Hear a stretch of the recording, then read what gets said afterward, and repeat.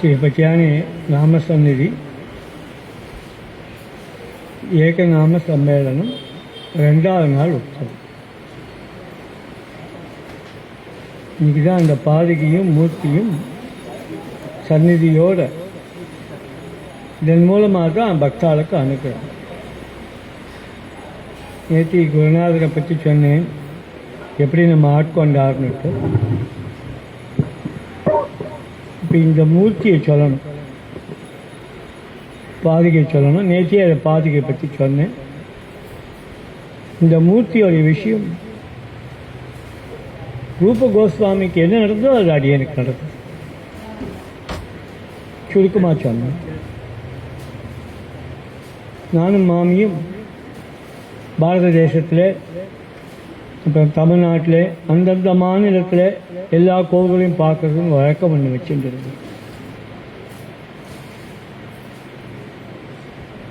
அப்போ எங்களுக்கு நாத்தத்வாராவை பற்றி தெரியாது. ஆனால் என்னுடைய நண்பர் ஒருத்தர் கிரோடிமல் சாட்டார்னு பேர். அவர் நாங்கள் ஒரு ஜவுளி வியாபாரம் பண்ணிட்டு இருந்தோம். அந்த ஜவுளி வியாபாரத்தில் பாம்பேயிலே கால்பாதேவியிலே நான் போய் துணி எடுக்கும் பொழுது அப்போ எனக்கு கிடைச்ச ஒரு அறிமுகம். இதுக்கு இங்கே போகிறீங்க, அங்கேயே வந்தால் நான் இருக்கிறேன், நான் கொடுப்பேனேன்னு சொல்லிட்டு ஒருத்தர் வரார். பன்னாரப்பேட்டையிலே அவர் கடை வச்சிருக்கார். ஜவுளி வியாபாரம் மூலமாக பழக்கமானவர். அப்புறம் என்னுடைய கட்டுமான தொழிலில் எனக்கு ஒரு பார்ட்னராக வந்து ரொம்ப காலமாக நாங்கள் 2 பேரும் நண்பர்கள். இன்னும் இருக்கார். இப்போ கைகால் விளங்காமல் இருக்கார், ரொம்ப கஷ்டப்பட்டு இருக்கார். அவருடைய ஊரில் ஒரு கல்யாணம். அந்த ஊர் என்னன்னா மேத்தா சிட்டின்னு பேர். ராஜஸ்தானில் மேத்தா சிட்டின்னு பேர். மேத்தா சிட்டி என்னன்னு கேட்டால் ரொம்ப ஆச்சரியமான ஒரு ஊர். அதை பார்க்கணுன்னு அது எனக்கு ரொம்ப ஆசை. ஆனால் அதை பார்க்கறதுக்கு நான் முனையில. ஆனால் ஒரு கல்யாண சாக்கில் அங்கே போகிறதுக்கு சான்ஸ் கிடைச்சது. இந்த மேத்தா சிட்டியில் தான் மீராவுடைய இடம் அது. கிருஷ்ணனுக்கு பாலை நிவேதனம் பண்ணிட்டு ஜன்னல் வழியாக பாப்பா அவன் பால் குடிக்கிற பார்த்த இடம் அது. அதனால் அடியனுக்கு அந்த ஊருக்கு போகணும்னு ரொம்ப ஆசை. இங்கிருந்து கிளம்பினோம். அப்போல்லாம் நவஜீவன் எக்ஸ்பிரஸ்னு ஒரே ஒரு எக்ஸ்பிரஸ் தான். அதில் இடம் கிடைக்கும்னு அவள் தான் சொன்னான். 7 காத்தால் சென்ட்ரல் ஸ்டேஷன் போனால் ஒரே கூட்டம், என்ன இடம் கிடைக்கல. ஏன்னா எப்படியாவது போகணும்னு ஆசை. அடியன்கிட்ட அம்பாசிடர் கார் ஒன்று இருந்துச்சு. இடம் கிடைக்கல, என்ன பண்ணுறதுன்னு தெரியல. 2 நாளில் கல்யாணம், எப்படி போகிறதுன்னு தெரியல. வெளியில் வரோம். லக்ஷ்மி நாராயணன் என்கிட்ட ஒரு டிரைவர் இருந்தார். அவர் கருணாநிதிக்கும் டிரைவராக இருந்தவர். அவர் சொன்னார், ஏன் ஐயா கவலைப்படுறீங்க, நம்ம வண்டியிலே போயிடலாம். என்னையா சொல்கிறீங்க, போயிடலாங்க, நீங்கள் நான் ஓட்டிகிட்டு போகிறேங்க அப்படின்னு. சரின்னு அங்கேருந்து கிளம்பி வந்து ஒரு 10 மணி 10 மணிக்கு ஒரு பெரிய மேப் எடுத்து வச்சுட்டு அப்படியே பார்த்து அந்த மேத்தா சிட்டி போகும்போது நாத்தத்வாராவை பார்த்தோம். சரி, இதுக்கும் வேணால் ஒரு தரிசனம் கிடைக்குமோன்னு ஒரு அல்ப ஆசை. ஒரு 12:30 மணிக்கெல்லாம் கிளம்பிட்டோம். 1 மணி காசம் அவகாசத்தில் கிளம்பிட்டோம். நானும் மாமி, இந்த டிரைவர் மட்டும்தான். 76 மணி நேரம் நான் ஸ்டாப் ட்ராவல். ராத்திரியில் எங்கேயாவது ஒரு 1/2 மணி நேரம் 3/4 மணி நேரம் ஒரு பெட்ரோல் பங்க்கில் போடுறது.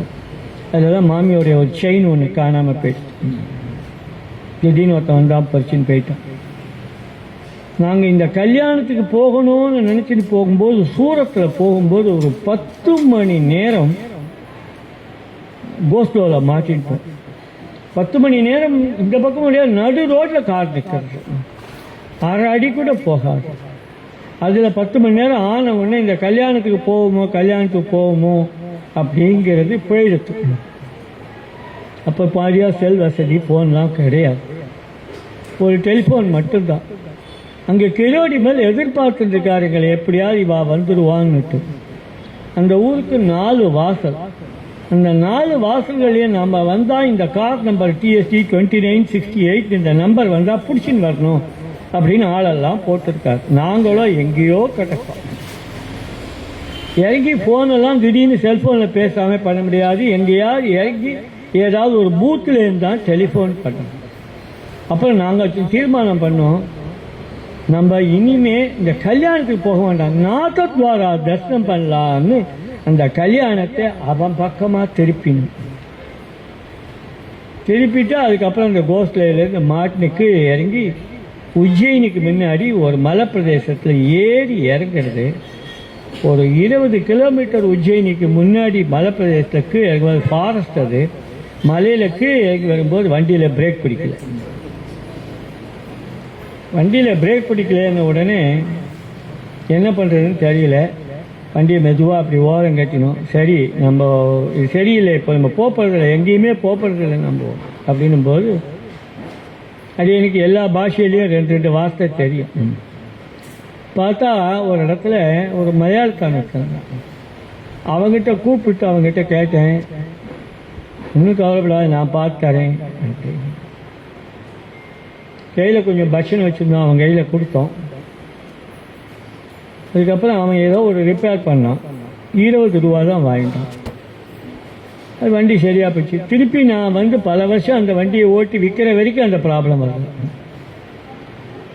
அப்புறம் உஜ்ஜயினி போனோம், அங்கே நாத்வாரா போனோம். நாத்வாரா போனால் அது 8 சேவை உள்ள. ஒரு சேவையும் 20 நிமிஷம்தான் இருக்கும். கூட்டம் அப்படி நெரிசலாக இருக்கும். இங்கே உண்மையிலேயே ஆண்டாளுடைய அந்த பாட்டில் நேய நிதைக்கும் தாழ்த்திர வேலோர் எம்பாவாய் இந்த வார்த்தையை பார்க்கணுன்னு அங்கே தான் பார்க்கணும்.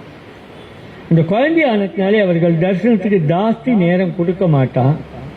அதுக்கு ஆகாரம் பண்ணுறதுக்காக குழந்தை ஆச்சால விளையாடி எல்லா ட்ரெஸ்ஸையும் வீண் பண்ணிட்டோம். ஒரு நாளைக்கு 8 முறை ட்ரெஸ் பண்ணுவா. அப்படி பல இருக்கும் அழகா. கதவை திறந்தா அந்த கதவை தான் பார்த்துட்டுக்கும், வெள்ளி கதவு அது. அந்த கதவை பார்த்துட்டு உள்ள திறந்தா கண்ணையா கண்ணையா கண்ணையான்னு ஒரு சத்தம். அப்படி போனால் எல்லாம் கூட்ட நெரிசல் இருக்கும். அழகா இருக்கும் அந்த மூர்த்தி. வல்லபருடையது. இது எங்கே? பிருந்தாவனத்திலேருந்து போய் அங்கே போய் தங்கின மூர்த்தி அது. வல்லபர் சம்பிரதாயம் ஆந்திராக்காரர்கள். வல்லபர் வந்து ஆந்திர பிரதேசத்தை சேர்த்தோம். அப்போ திடீர்னு நாங்கள் போய் எங்கள் வண்டியை நிறுத்தணும், போ தரிசனம்னா சுலபமாக கிடைச்சிட்டு தரிசனம். ரொம்ப சுலபமாக கிடைச்சிட்டு. நாத்வாரா கிடைக்குமான்னா அவ்வளோ சுலபமாக கிடைக்கும். அதுக்கப்புறம் அப்போ கால வேலையில் ஒரு 12 மணி இருக்கும், உச்சி வேலை. அது ஏதோ ஒரு ஆகாரம் வந்து சாப்பிட்டு போயிட்டோம். போகிறோம் மேத்தா சிட்டிக்கு போக திடீர்னு மழை. எல்லாம் முடிஞ்சு காத்தால ராத்திரி அங்கே 8 மணி வரைக்கும் சூரியன் வந்து செட் ஆகாது. சூரியன் இருந்துருக்கும். ராத்திரி 8 மணிக்கு உள்ளுக்குள்ளே போகிறோம். எங்களை எங்கேயோ ஒரு இடத்துலேருந்து ஒன்று பிடிச்சி எங்களை கொண்டு போயிட்டா. அவ்வளோ ஆசை அவர்களுக்கு. அவர்கள் சொல்கிறா, ஒரு சாது வந்தால் புராணங்கள்லாம் இருக்கு, நீங்கள் வந்திருக்கேன், இவ்வளோ தூரம் வந்திருக்கேன், இந்த ஊரில் மழையே பார்த்த வருஷமாச்சு, அப்படி ஒரு மழை 2 நாளா. என்ன பகவத் லீலைகள்னு தெரியாதது. நான் கல்யாணம், அது ராத்திரி கல்யாணம் 12 மணிக்கு. நாங்கள் 2 பேரும் போனோம். டயர்டாக இருக்கணும். ஏதோ ஒரு சாப்பாடு ஒன்று கொடுத்தா, புஃபே மாதிரி. நினச்சிக்கணும் பக்தினா என்னன்னு தெரிஞ்சுக்கிட்டா இதெல்லாம் சொல்கிறேன். ஏதோ என்னுடைய வார்த்தை வருதுங்கிறதுனால இத்தனை நாளாக நான் ஒழிச்சு வச்சுருந்தேன். சொன்னால் பெருமை பேசாம. ஆனால் இப்போ சொல்ல வேண்டிய கடமை இருக்குங்கிறதுனால சொல்கிறேன். எங்கள் கல்யாணமும் கீழே தான் புஃபே மாதிரி நடந்துட்டுருக்கு. அது ஒரு பெரிய வீடு மாதிரி இருக்குது, அதில் தான் பண்ணிட்டுருக்கான். மாடியில் கொண்டு வந்து எங்களை கொண்டு வந்து இங்கே படுத்துக்குங்க நீங்கள். அதான் கல்யாண ஹால்னு எனக்கு தெரியாது. இங்கே ஏதோ ஒரு திண்டி ஒன்று போட்டால் அது இங்கே ரொம்ப கஷ்டமாக இருக்குதுன்னு வெளியில் கொண்டு போட சொன்னேன். வெளியில் போட்டால் மழை வந்துட்டு உள்ளே கொண்டு போட்டால் அது மழை வந்ததுன்னு தெரியாது, நான் தூங்கியிருந்துன்னு தெரியாது, உள்ளே கொண்டு வந்து போட்டதும் தெரியாது. காத்தால் ஆயிடுச்சு. கல்யாணத்தை மாற்றி வேற இடத்த வச்சிருந்தோம். நாங்கள் அங்கே தூங்கிட்டோம் அப்படிங்கிறதுக்காக எங்கே கல்யாணமோ அந்த இடத்த மாற்றி கல்யாணத்தை கீழே பண்ணிட்டு காத்தால 3 பேர் எழுந்துக்கிறதுக்காக ரெடியாக டீயோடு நிற்கிறாங்க. பார்த்தீங்க என்ன பக்திடா! ஒரு சாதாரண மனுஷனை சாது ஆக்கிறது தான். நீ சாது ஆக்கிறது எனக்கு ஒன்றும் புரியல. நான் எழுந்து காலையில் சஞ்சாவனம் பண்ணுறதுக்காக போய் ஏதோ பண்ணிட்டுருக்கேன். சஞ்சாவனம் பண்ணுறோங்கிறதுனால சுற்றி வர நிற்கிறவா எல்லாரும் தள்ளி நிற்கிறா. என்ன ஒரு மரியாதை, என்ன ஒரு சாது லட்சம்! மனசெல்லாம் பூரிச்சு போச்சு. அவர்களுக்கு அவ்வளோ சந்தோஷம். அதுக்கப்புறம் அங்கேருந்து திரும்பி வரோம். திரும்பி நாத்வாரா வந்தோம். அவ்வளோ சுலபத்தில் தரிசனம் கிடைக்கல. அப்புறம் ஒரு நாள் தங்கி 8 சேவையும் பார்த்துட்டு கிருஷ்ணன் வந்து அப்படியே ஆகர்ஷணம் பண்ணி வச்சுருக்கான். எப்படி ரூப கோஸ்வாமி நமக்கு ஒன்று கிடைக்காதா அப்படின்னு நினச்சிட்டு வரும்போது பன்றிபுரம் வரோம். பன்றிபுரத்தில் நானும் மாமியும் எங்கேயாவது ஒரு விக்கிரகம் வாங்கினோம் நம்ப அப்படின்னு பன்றி வீதிகளில் சுற்றி வரோம். சுற்றி வந்தால் பார்த்துருக்கோம், இப்படி பார்த்துருக்கோம். திடீர்னு என் கையில் ஒரு விக்கிரகம். இது அநேகமாக ஏதோ ஒரு கடைக்காரன் தான் போட்டிருக்கணும்னு லௌகிகமாக நினைக்கிறேன். கடை முன்னாடி தான் நிற்கிறோம். அதான் யாரும் இல்லை. என்ன பண்ணுறதுன்னு தெரியல. எனக்கு யார்கிட்ட பணம் கொடுக்குறதுன்னு தெரியல. யார் கொடுத்தான்னு தெரியல. யாரும் இல்லை. மாமியை கேட்குறேன், தெரியலேங்கிறா. சரின்னு சொல்லிட்டு மாமி ஒரு 100 ரூபாவை எடுத்தா. அங்கே யாரோ ஒருத்தர் இருந்த, நீ தானேப்பா கொடுத்த, இந்த ஆள்னா வாங்கிட்டான். அப்படி வந்த அன்றையிலிருந்து இன்றைய வரைக்கும் நாங்கள் நாட்பாரால் கற்றுன்ற பாடம், மேத்தா சிட்டியில் கற்றுன்ற பாடம் பகவான் நமக்காக வரலே. பகவான் நமக்காக வரல. அவன் உலகத்தை ரட்சணம் பண்ணுறதுக்காக வந்திருக்கான், பாலனம் பண்ணுறதுக்காக வந்திருக்கான். இங்கிருந்தே போச்சு இல்லையா? போகும்போது மாமி செயினை விட்டான்னு சொன்னேன் இல்லையா? அதே மாதிரி அந்த மூர்த்தி என்ன பண்ணிட்டு தெரியுமா? அதோடைய மகிமையை சொல்கிறேன். அந்த மூர்த்திக்கு நான் ஒன்றும் போடக்கூடாது. அதே மாதிரி எங்கிட்ட இந்த பாதைக்கு யாரோ ஒருத்தர் வெள்ளி வேணாம், ஏற்கனவே ஒருத்தர் வெள்ளி பாதையை போட்டு பாதையே காணாமல் போச்சு. ஹரிதாஸ் பெரம்பூரில் அது பாட்டுக்கு பாதை இருந்தது. நான் போய் அதுக்கு இப்போ வெள்ளி போட்டேன்னு சொல்லிட்டு வெள்ளியை கொண்டு போட்டா கட்சியில் வெள்ளிக்காக பாதைக்கையே காணாமல் போய் இப்போ அங்கே ஊர் பூரா எல்லாரும் பாதைக்கு இதான் ஒரிஜினல்னு வச்சுட்டு இருக்காங்க. காணாமல் போயிடுது. அதனால் அதுக்கெல்லாம் ஒன்றும் வேண்டாம். அது பாட்டுக்கு அது இருக்கட்டும். எங்கேயோ ஒரு செங்கோட்டையில் போய் ஒரு சப்தாகம் பண்ணேன். அந்த சப்தாகத்தில் ஒரு மாமி மதுரையிலேருந்து வந்தா அவனை போய் இப்படி இருக்கலாமா? அதுக்கு மூக்குக்கு காதுக்கெல்லாம் ஏற்றியோ கொண்டு போட்டா. நான் வேணான்னு சொன்னேன், கேட்கல. சரி அது இருக்கட்டுமே, போட்டால் நம்ம போய் இது எதுக்கு சொல்லுவோம், அவனுக்கு போட்டது நம்ம எதுக்கு வேண்டாம்னு சொல்கிறதுக்கு இருக்கட்டும்னு. அப்புறம் இங்கே வந்தேன். கான்பூர் மாமா வந்து இங்கே வந்து நான் ஒரு ருக்மிணி கல்யாணம் பண்ணேன் இந்த மூர்த்திக்காக. சரி பண்ணுங்க. அது ஏதோ வந்தார் மேலே மாடியில். அப்போ நாமம் இருக்குது. அப்பயே நாமம் வந்துடுத்து. 1000 கோடியும் இருக்குது. அந்த மூளை தனியாக இருக்கும். 10-11 அடி தான் நீளம் இருக்கும். போதேங்கால் பெரிய பேருங்கால் அங்கே தான் இருக்கார். அவர் எழுத்தாப்பில் வச்சு அதுக்கு ருக்மிணி கல்யாணம் பண்ணார். நான் குட்டின்னு இருக்கேன். இப்போ எங்களுக்கு ஒரு மனசில் ஒரு எண்ணம் தோணிச்சு, இந்த ஊத்துக்காடு கோவிலுக்காக ஏதாவது பண்ணணும்னு நினச்சிட்டோம். அப்புறம் ஊத்துக்காடு கோவிலுக்கு பண்ணுறதை விட இந்த பட்டருக்கு பண்ணணும், இந்த குருக்களுக்கு தான் பண்ணணும்னு தோணிச்சு. அப்புறம் தினம் மாசாந்திரம் ஒரு 400 ரூபா பணம் அனுப்புறதுன்னு வச்சுட்டோம். அடிக்கடி அங்கே போகணும். எப்போ போனாலும் உடனே அபிஷேகம் பண்ணுவார், இன்னொன்று பண்ணுவார். அப்புறம் அந்த வஸ்திரங்கள்லாம் மாற்றி பெரும்பாலும் அழகாக இருந்தார். குருக்கள் வந்து அப்பவும் கொஞ்சம் கூட சுயநலம் இல்லாமல் அப்படி இருந்தவர். அதுக்கப்புறம் பின்னாடி ஜெயராம பட்டர் அப்படின்னு ஒருத்தர் இங்கே கொண்டு போட்டால் நாங்களும் தொடர்ந்து கைங்கரியம் பண்ணி. அதனால் அவங்க மனசில் சின்ன வயசுலேருந்து இந்த ஊத்துக்காடை பற்றியும் கிருஷ்ணனை பற்றியும் நினைக்கும் போதெல்லாம் எந்த ஊர் ஞாபகம் வரும்னா அந்த கோவிந்தகுடி ஞாபகம் வந்து. என்னை கூட்டின்னு போகிற இந்த பெரியவா இந்த கோவிந்தன்ற ஒரு வார்த்தையை சொன்னாடா, நான் அதை சரியாக கவனிச்சுக்கல. அவள் சொன்னது கோவிந்தபுரம், என் மனசில் இருந்தது கோவிந்தகுடி.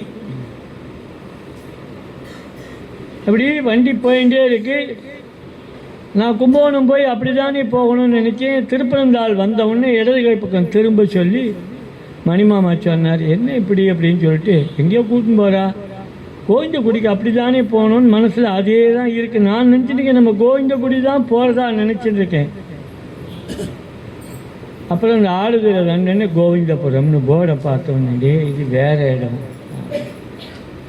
ஆனால் அப்புறம் தான் தெரிஞ்சுட்டேன் பின்னாடி அந்த கோவிந்தகுடிக்கும் இந்த கோவிந்தபுரிக்கும் ஒரு சம்பந்தம் இருக்குது. ரெண்டுமே கோவிந்த தீட்சிதரால் ஏற்பட்டப்பட்ட அக்ரஹாரம். என் மனசில் என்ன பாவம்னா, பகவான் கோவிந்தகுடியில் இருந்தாலும் நம்ம அது மேலே பிரியப்பட்டாலும் ஒரு குரு வேணும் அப்படின்னு பகவானே இந்த குருநாதனை எனக்கு காண்பிச்சு கொடுத்தார்னு என் பாவம்.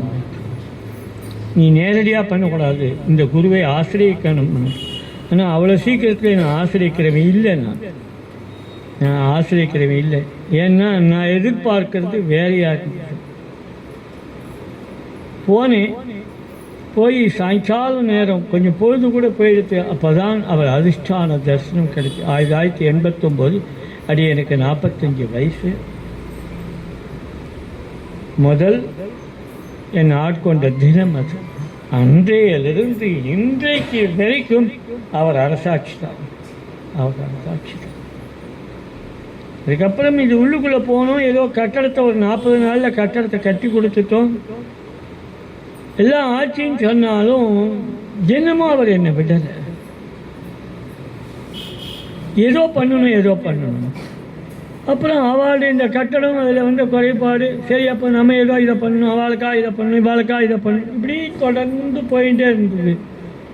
ஆனால் அவரை பற்றி தெரிஞ்சுக்கணுங்கிற உத்வேகம் ஏற்பட்டு எல்லாரும் சொல்லுவாள், மேஜிக் மாதிரி சொல்லுவாள். இன்னைக்கு கூட அப்படி தான் சொல்லிட்டு இருக்கா. அது நியாயம் இல்லை.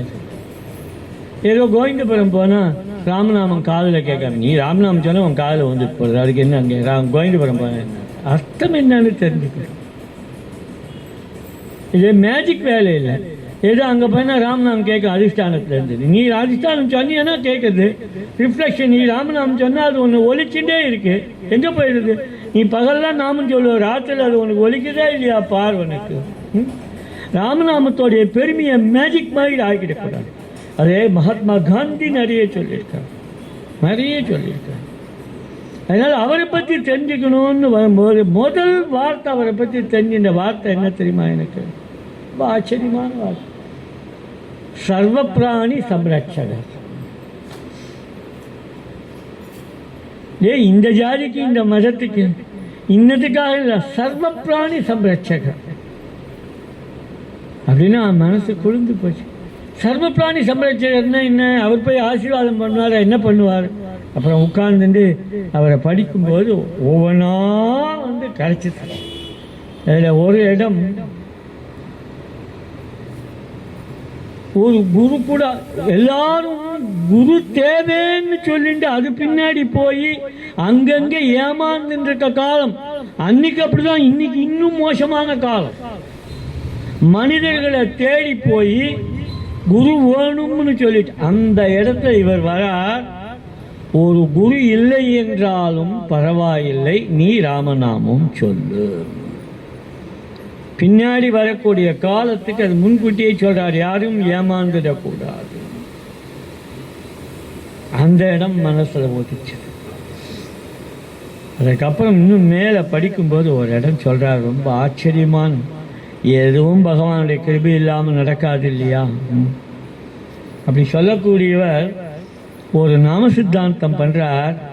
இந்த நாம சித்தாந்தத்தை எழுத ஆரம்பிக்கும் போது என்ன சொல்லலாம்? பகவானுடைய அருளாலே அவனுடைய கிருபையினாலே நான் இதை பண்ணுறேன்னு சொல்கிறது வழக்கம். ஆனால் அவர் அப்படி சொல்ல, நாம ஸ்மரணத்தினால் கிடைத்த ராமரின் கிருபா கடாட்சத்தினால் இந்த கிரந்தம் செய்யப்படுகிறது.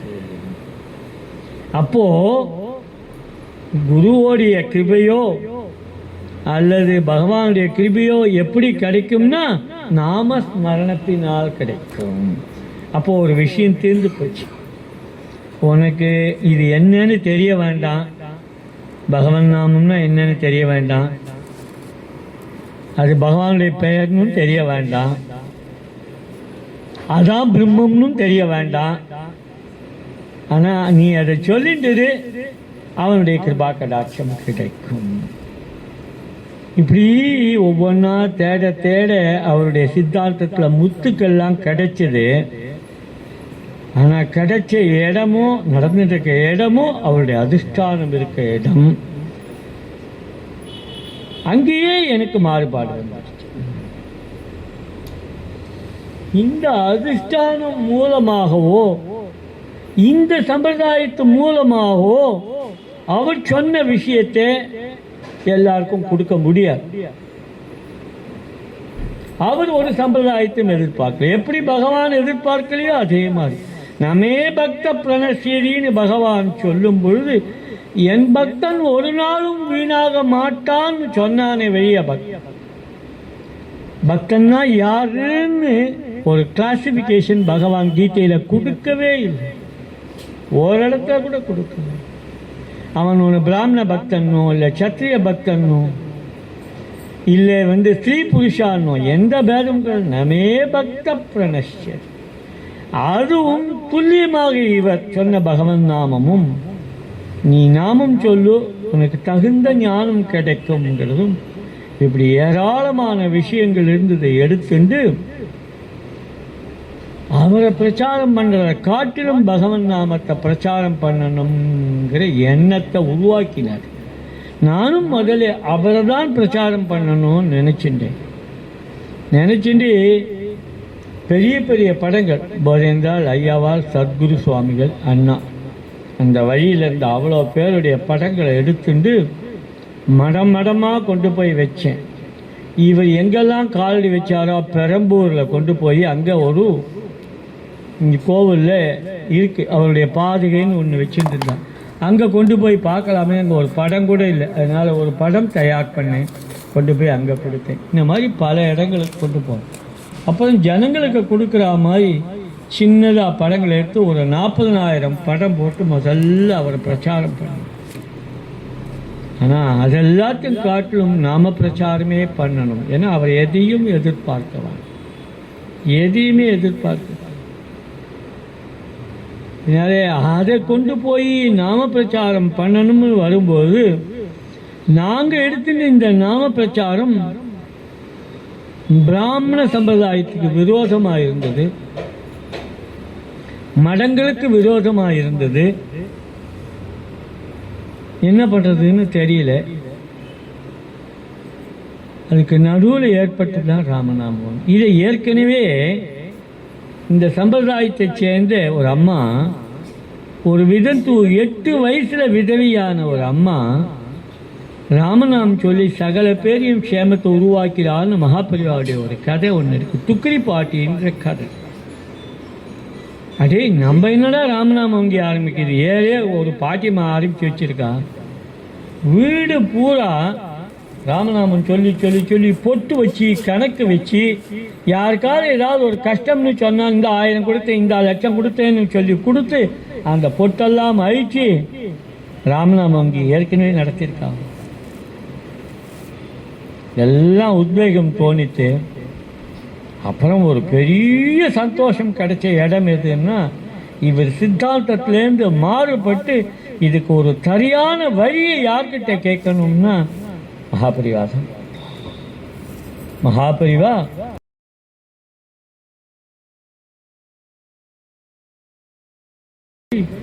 அதுக்கு தங்க காசு கொடுக்குறேன், வெள்ளி காசு கொடுக்குறேன்னு ஆரம்பிச்சது மனசுல உதிச்சுது.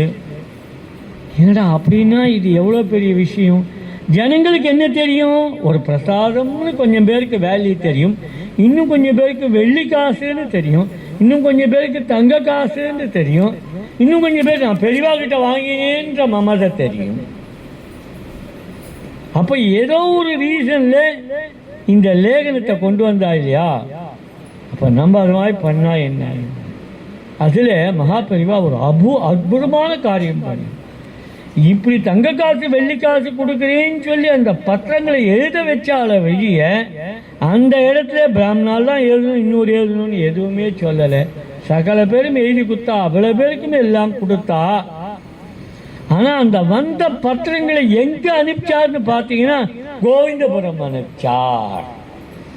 அப்போ நீ நாமம் எழுது, நாமம் சொல்லு, ஆனா அதோடைய அர்த்தம் தெரிஞ்சுக்கணும்னா எங்க போயிக்கணும்? இவர்கிட்ட போகணும், கோவிந்தால் கிட்ட போகணும். இதை எடுத்துட்ட உடனே அது எனக்கு என்ன தோணித்து, ஏன் நம்ம லேಖனத்துக்காகவே ஒரு ஸ்தாபனம் ஆரம்பிச்சா என்ன அப்படின்னு தோணி அதையே அவரே உருவாக்கி அவரை மூலமாக வச்சுட்டு. ஆனால் நான் அவரை பிரச்சாரம் பண்ணுறதில்லை, மகாபரிவாரையும் பிரச்சாரம் பண்ணுறதில்லை. அவர்கள் என்ன சொன்னால் அதை மட்டும் பிரச்சாரம். ஏன்னா நாம் இதெல்லாம் எடுத்துட்டு பிரச்சாரம் பண்ணும்போது நிறைய டைவர்ஷன் ஏற்பட்டுடும், நிறைய ரெஸ்ட்ரிக்ஷன்ஸ் ஏற்படும். உடனே சொல்லுவாங்க எப்படி ஆராதனை பண்ணலாம், ஏன்னா அவர்கள் ஆராதனை வேறையா இருக்கு. நான் ஆராதனை பண்ணால் சகல இதை பண்ண போகிறேன், கொஞ்சம் நேரத்தில் பண்ண போகிறேன், வேறு எங்கேயும் பண்ண முடியாது அந்த மாதிரி. அப்போது அவர்கிட்டேருந்து தெரிஞ்சது சகல பேருக்கும் நாமத்தை உரியதாக்கணும், எந்த பேதமும் பார்க்கக்கூடாது அப்படின்னு. ஆனால் அப்படி பண்ணும்பொழுது ஒரு பலம் வேணும் இல்லையா? அந்த பலம் யார் கொடுத்தா தெரியுமா? அவளை சேர்ந்தவா கூட என்ன ஆசிரிக்க மாட்டா, ஆனால் அவர் வந்து அப்படி நிற்பார், நேரத்துக்கு நிற்பார். அண்ணா இல்லைன்னா இது வெளியில் வந்திருக்காது. லேகனமாவது என்னமோ அந்த ஆள் வந்து ஏதோ நோட்டு கொடுத்து வியாபாரம் பண்ணுறான்னு இன்னொன்னும் அப்படித்தான் போயிருக்கும். அது ஒரு பக்கம்னா பெரியவாள்லாம் சேர்ந்து இவருடைய விஷயமா நான் பேசணும்னு நினைக்கும் போது அப்படி கிரந்தங்கள் கொச்சி கடக்கைங்க. எங்களுடைய கிரந்தங்களை பார்த்தாக்கா ராமநாமம் வந்து என்ன அப்படிங்கிறது தெரியும்.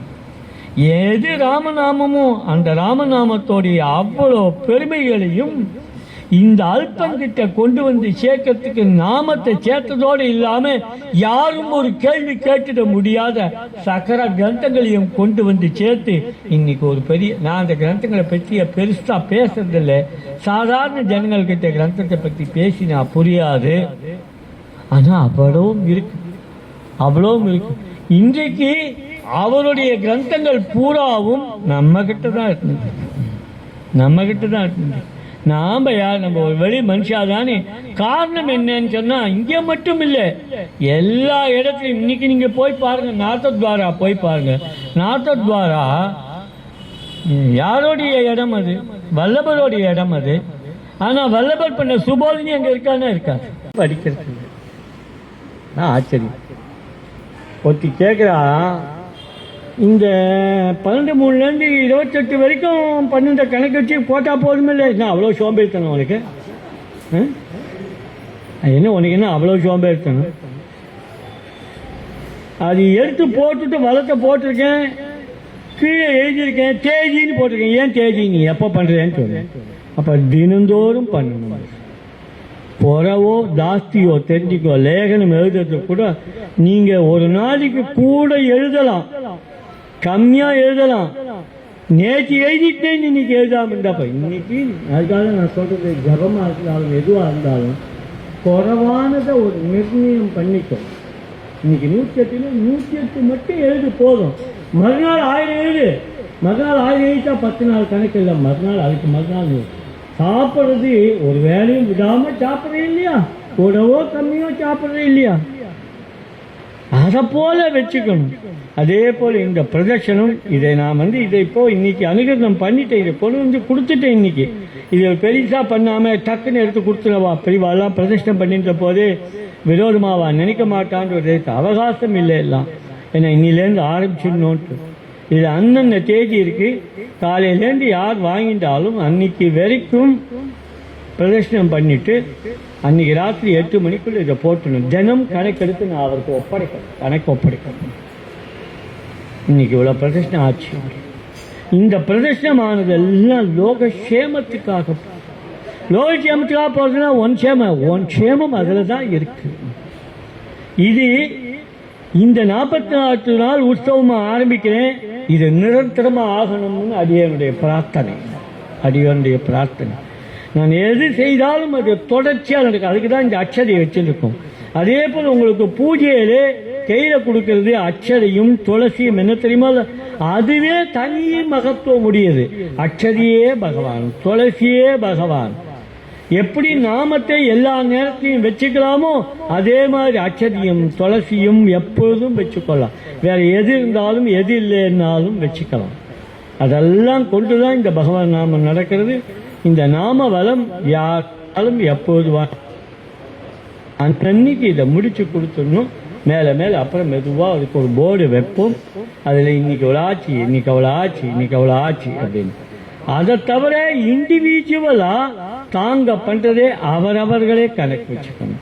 இன்னைக்கு நீ இதை எழுதி போட்டுட்டு விட்டுடக்கூடாது. நீ ஒரு தனியாக ஒரு பேப்பர் எடுத்து இன்னைக்கு இவ்வளோன்னு எழுதி வச்சுக்கணும். அப்புறம் கடைசியாக கூட்டும்போது அதில் ஒரு பெருசாக வரும்போது 1000 வந்துட்டோ 2000 வந்துட்டோ. இந்த சந்நிதியிலே 3 லட்சம் பிரதர்ஷனம் பண்ணினவர் உண்டு. அந்த வருஷம் 365 நாள் 10 லட்சம் பிரதர்ஷனம் நடந்துச்சு. அதை போல அவரவர்கள் சில சாதனைகளை பண்ணணும். சாதனைகளை இந்த இடத்துல பண்ண என்னன்னா கூட நாமம் அதுக்கு துணையா இருக்கு. நிறைய சிரவண பாக்கியம் கிடைக்கிறது. அப்புறம் கண்ணால தரிசனம் பண்றதும் நாமமா இருக்கு. அப்படி எல்லாமே நாமபரமா இருக்கிறதுனால நமோஸ்து நாம ரூபாய, நமோஸ்து நாம ஜல்பினி, நமோஸ்து நாம சுத்தாய, நமோ நாமமயாய சேன்னு ரூபகோஸ்வாமியோடைய வார்த்தைகள். ரூபகோஸ்வாமியுடைய வார்த்தைகள் அப்படி ஒரு உணர்ந்த வார்த்தைகள். அதெல்லாம் இங்கே நம்ம அனுகரணம் பண்ணி சுலபமாக வச்சுருக்கோம். மென்மேலும் உங்களுடைய பக்தி எல்லாம் விருத்தியாகி நாமம் விருத்தியாகி யோகம் க்ஷேமமாக இருக்கணும்னு அடியனுடைய பிரார்த்தனை. நாளைக்கு ஒரு முக்கியமான ப்ரோக்ராம் ஞாபகம் வச்சுக்கோங்க. நான் இந்த மாதிரி ப்ரோக்ராம்லாம் பண்ணுற வழக்கம் இல்லை. அதுவும் இந்த ஊரில் நான் பண்ணுறதில்லை. ஏன்னா இங்கே எதுக்கெடுத்தாலும் ஏதோ நடந்துட்டுருக்கிறதுனால நான் அதில் தலையிடல. இருந்தாலும் கொஞ்சம் ஆசைப்பட்டு நாளைக்கு ஒரு ப்ரொசஷன் வச்சுருக்கான். காலையில் 9 மணிக்கு அங்கேருந்து ஆரம்பம். 2 மணிக்கு வரைக்கும் அவள் வச்சுருக்கான். 2 மணிலேருந்து 4 மணி வரைக்கும் அந்த நேரத்தில் ப்ரொசஷன் கொடுப்பேன்னு வெயில்லா கூட போலீஸ்காரன் அதான் கொடுத்துருக்கான்னு. அங்கேருந்து 2 மணிக்கு கிளம்பி 4 மணிக்கு ஏதோ சீர்பட்சணும் இன்னொன்று அப்புறம் ராமநாமம் நோட்டான் தலையில் தூக்கிண்டு இங்கே வரா மாதிரி ப்ரோக்ராம் கொடுத்துருக்காங்க. அதில் எல்லோரும் கலந்துட்டு இங்கே வந்தேன்னா இங்கே நாங்கள் அதை வரவேற்று நாளைக்கு அது முன்ன பின்ன ஆகும். எப்போ வந்தாலும் சரி சாயங்காலம் சூரிய அஸ்தமானத்துக்குள்ளே துவஜரோகணம் பண்ணி அதையோடு பூர்த்தி ஆகும். நாளையிலேருந்து சுண்டல் கைங்கரியம் பண்ணுறவாங்க யாருக்கான்னு தெரியாது எனக்கு. சுண்டல் கைங்கரியம் நாளையிலேருந்து உண்டு. நாளை சாயங்காலத்துலேருந்து உண்டு. ராம ராம ராம ராம ராம ராம